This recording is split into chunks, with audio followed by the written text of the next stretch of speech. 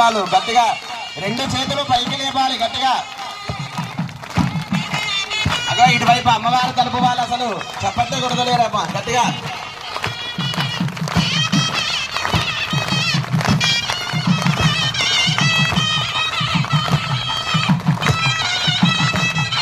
గట్టిగా